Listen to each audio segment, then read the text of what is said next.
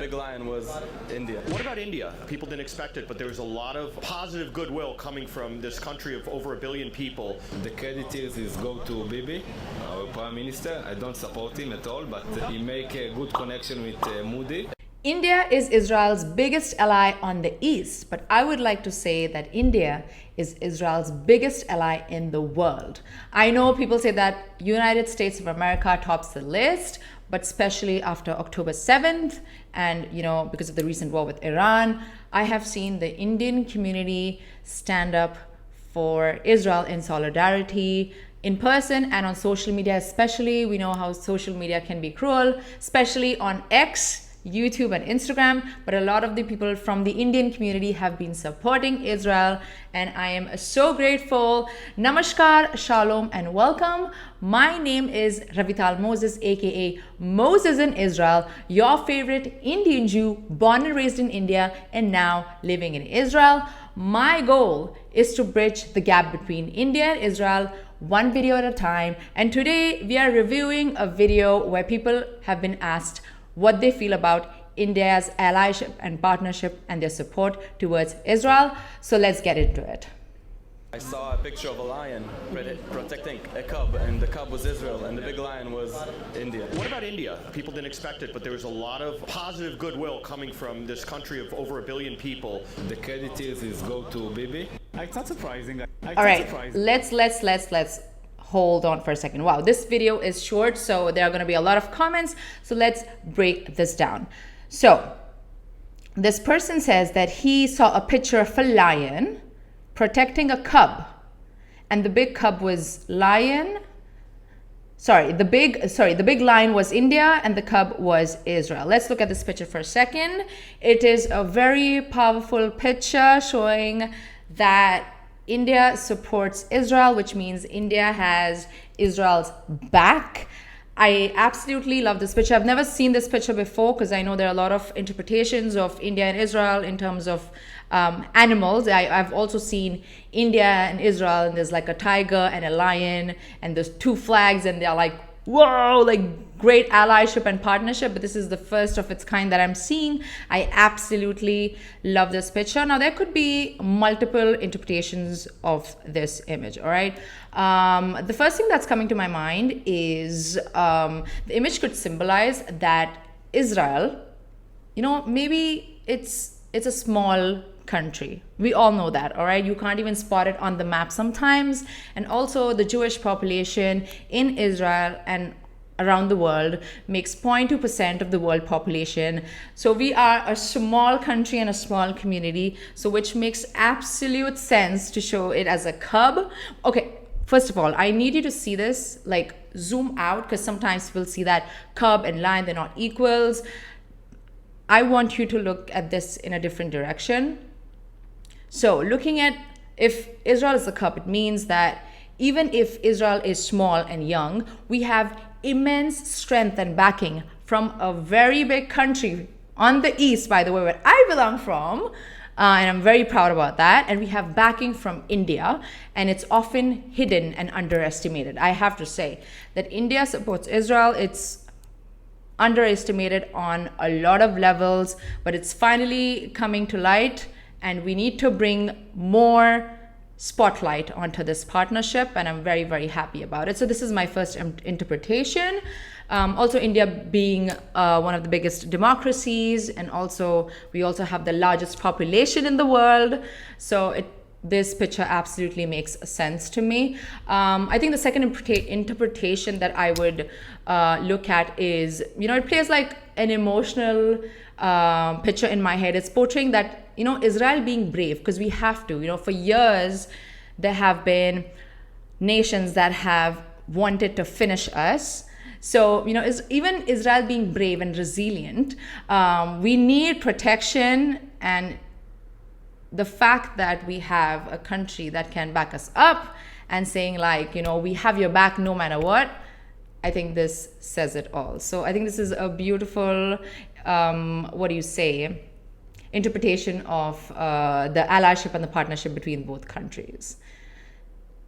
Big lion was India. What about India? People didn't expect it, but there was a lot of positive goodwill coming from this country of over 1 billion people. The credit is go to Bibi, our prime minister. I don't support him at all, but he make a good connection with Modi. A lot of. All right. Let's back up for a second. There's a lot of thoughts running in my head at this point that I would like to share. Okay, he says that he's asking about the goodwill of India, and it wasn't expected. Now, I want to say, first of all, over 1 billion people.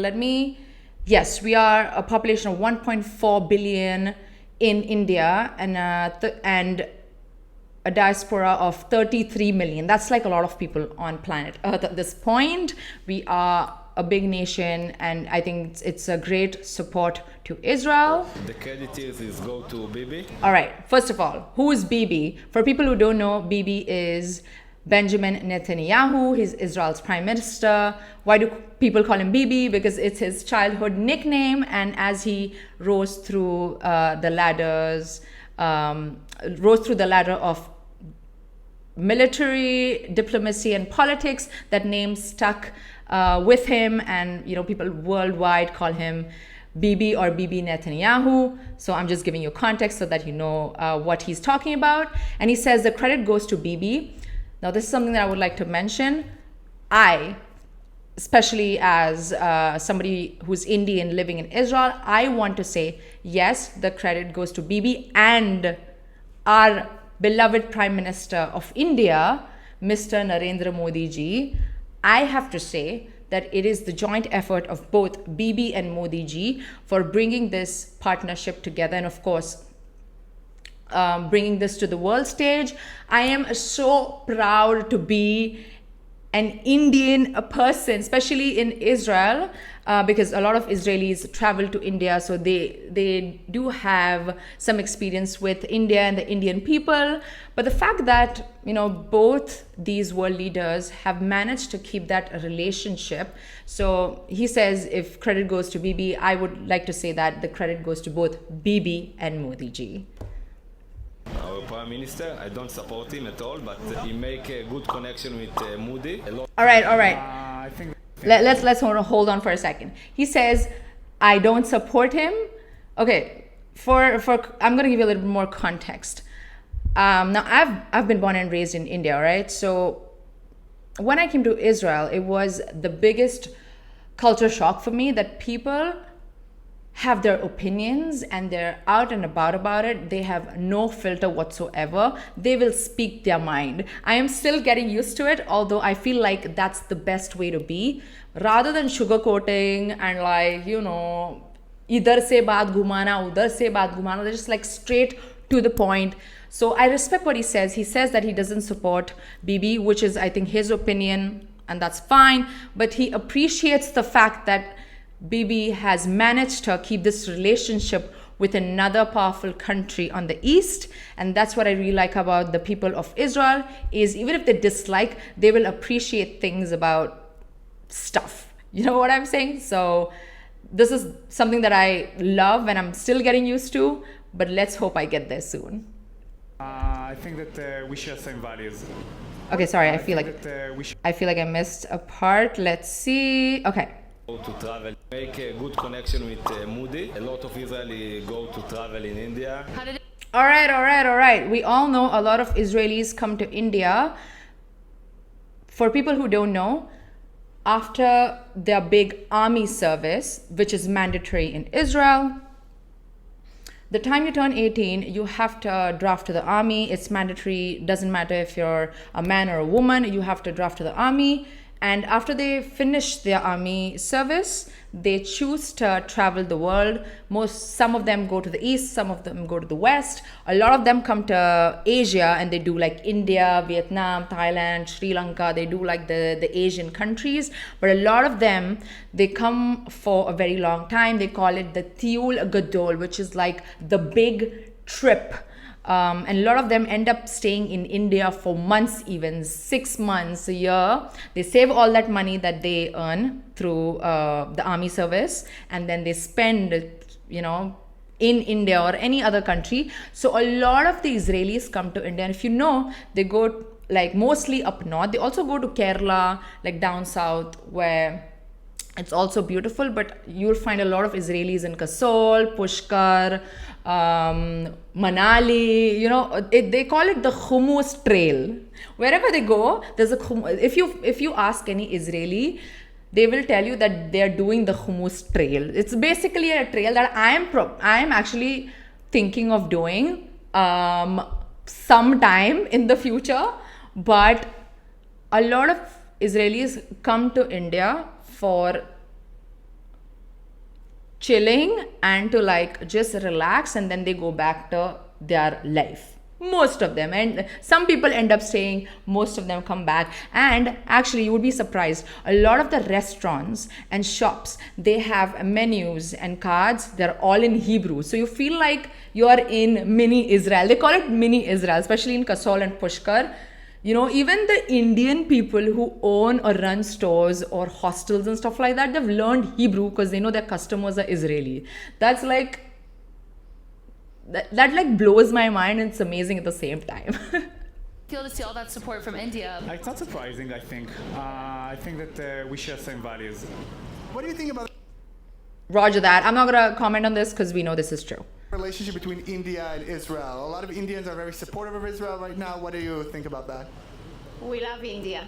Online, Woohoo! We love you too. and it's basically Indians who are coming to our rescue because they have a similar issue with Pakistan, another botched partition.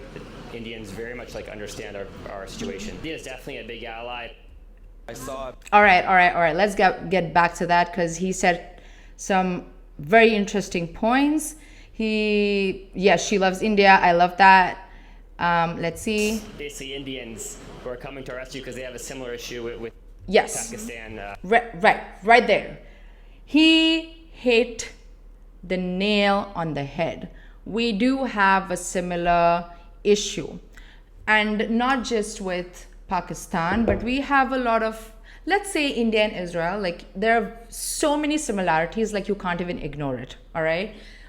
For example, both countries have been colonized by the British, and then of course the partition happened. India got its independence in 1947. Israel got its independence in 1948. And of course, the partition story of Israel and Palestine, India and Pakistan, and the conflict between the two countries. Like, you cannot ignore this. And sometimes I feel like it's not even a coincidence. Like, I can't wrap my head around it, that there are so many similarities on our challenges and our struggles and ancient civilizations coming together after so many years. So I think it makes so much sense when India relates so much with Israel, and then Israel relates so much with India because of our shared struggles. Another botched partition. The Indians very much like understand our situation. India is definitely a big ally. All right. Let's talk about our major takeaways from this video. I absolutely connect and relate. And what's the word? I'm at loss of words. Agree. I agree with everything that was said in this video. I cannot focus or stress on saying something. And I have been saying this throughout all my videos, and especially in Israel now. I feel that we are living through history, all right? Since the time I've made Aliyah means immigrate or immigration for Jewish people who are living in diaspora who come to Israel, they make Aliyah. So since the time I've made Aliyah, I have no doubt gone through the biggest challenging phase of my life, because I made Aliyah when it was COVID. Then 7th October happened. There was like a mini war before that. Then the 7th of October happened, and now the war with Iran happened like a couple of weeks ago.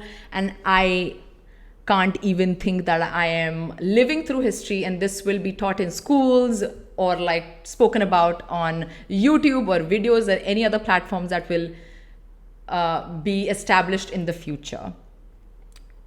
India-Israel partnership is underestimated and underrated to such a level. I'm not very happy about it. And I am very keen on taking this to the next level.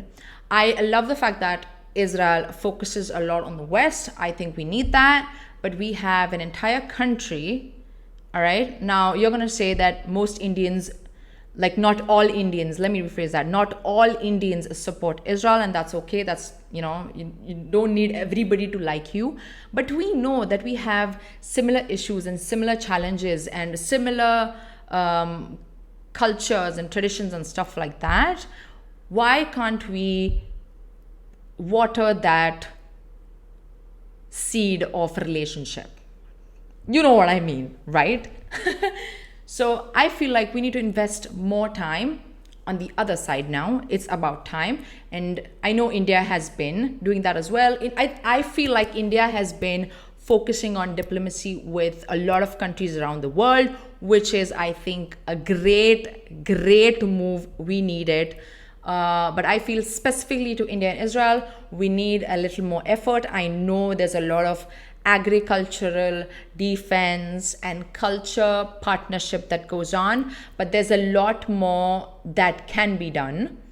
I feel like it's being underutilized, and it is about time that we do it. All right, so this is the end of our video. Thank you for watching. If you like my channel and if you like my content, if you want to subscribe and support, please share this video with your friends and family members, because we are trying to, you know, flourish this partnership and take this to the next level. And this is how you can do it. And I will see you next time.